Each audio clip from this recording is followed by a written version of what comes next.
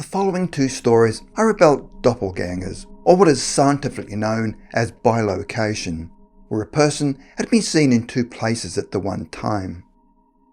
Louis Mora. This story begins in Lima, Peru, when 7-year-old Maria was skipping home from school. And as she approached her grandparents' driveway, she saw her favourite Uncle Louis coming down the road from the opposite direction. She was excited because she just won a medal at school and wanted to share her joy with him. They both approached the house at the same time as Maria frantically waved at her uncle as he casually turned into the driveway. But he completely ignored her and kept on walking up to the house, went inside and closed the door, leaving Maria outside just staring in shock. Her uncle could not have missed seeing her as he had just turned right in front of her. Not to be deterred, Maria then ran into the house to greet her grandparents and especially her Uncle Louis. She ran up to her grandmother in the kitchen and said, "Where is Uncle Louis?" Her grandmother said that he hadn't arrived yet. Maria said, "Yes, he has. He walked straight past me and I saw him walk into the house." But he was nowhere to be found. So what did Maria see?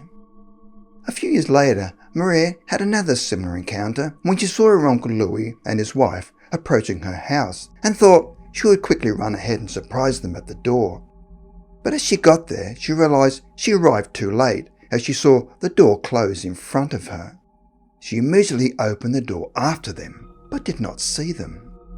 When she asked her mother where they were, she said they'd left the house about an hour before and had gone out to dinner. But she told her mother that she'd just seen them walking up the driveway and enter the house. On another occasion, Louis's mother had had a similar experience when she saw her son come through the front gate, walk past her in the garden, and totally ignored her and walked down the side of the house and entered through the back door. His mother then immediately followed after him, and as she entered the house, she could not locate him anywhere. However, on this occasion, she feared that her son had passed, and it was his ghost walking past her and was saying his farewells to her, and she started crying. But 50 minutes later, Louis arrived home and had to console his mother, saying at the time she had seen him in the garden, he was driving his car. Louis's wife had had her own unusual encounter when she believed she was at home by herself as her husband was at work. But then she heard sounds coming from his study. In those days, Louis was a ham radio operator and would regularly communicate with other operators around the world.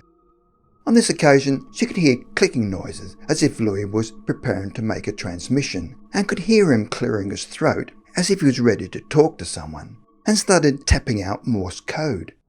She thought it odd that her husband had arrived home in the middle of the day and gone directly to his study without saying hello to her. She then walked to the study expecting to find him sitting in the chair, but he was nowhere to be seen. Many years later, Louis and his wife moved to Sydney, Australia, and at the time of the next unusual incident, Louis' son Lardy was 12 years old and kicking a football around in the front yard with his friend. He saw his father come in the front gate and thought, "Oh, Dad's home early," and said hello, but he walked past Lardy with an expression that he was in deep concentration and ignored him.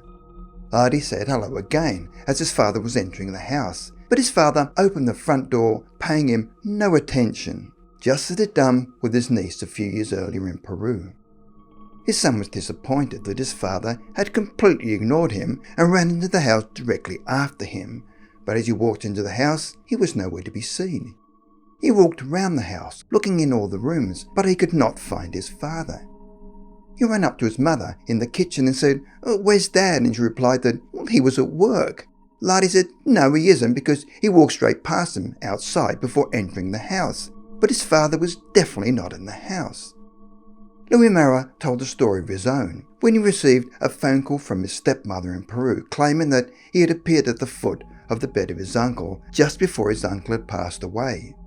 The problem was that at the time of the sighting, Louis was in Australia whilst his uncle was in Peru.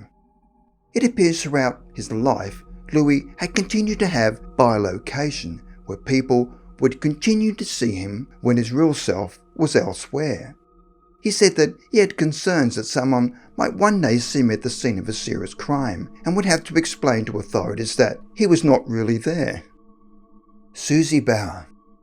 In 1972, James Peace's wife, Susie Bauer, left their apartment in Milwaukee to continue her dance studies in New York. 1 week after leaving Milwaukee, she grabbed a bottle of wine and a glass, went into the bedroom and put on some music, and then sat down and leaned against the bed. She was feeling rather miserable and lonely, and in order to cheer herself up, decided to immerse herself in the music. Meanwhile, back in their apartment in Milwaukee, her husband was eating a meal with his brother Mitchell and watching TV. Mitch was sitting on the couch while James was seated in the armchair with his back to the archway that led to the dining room. Suddenly, out of the corner of his eye and over his left shoulder, he caught a glimpse of his wife Susie standing at the edge of the archway. She looked as if she were about to enter the room. At first he thought it normal his wife was about to enter the room, until he suddenly realised that she couldn't because she was miles away in New York. His brother suddenly noticed his violent turn of the head and asked what was happening. James replied that he swore he just saw Susie coming into the room, but shrugged it off and continued watching TV. A few minutes later, Susie rang from New York and appeared to be upset. She said that she was just there, and James replied, "I know, I just saw you." She went on to describe where he and his brother were sitting, where the beer cans were, and what plates they had eaten off, and where the dirty plates were located, and that Mitch had moved the TV to an end table. He then verified everything she had said. Susie described her experience as like going into a trance, and she felt herself being lifted out of her body and floating on the ceiling above her body. It was at this stage that she thought how miserable she was, and it was of her own making, and if she did not wish to be there, then she should do something about it.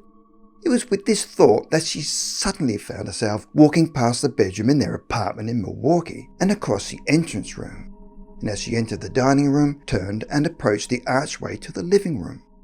She was aware of the fact that she shouldn't be there.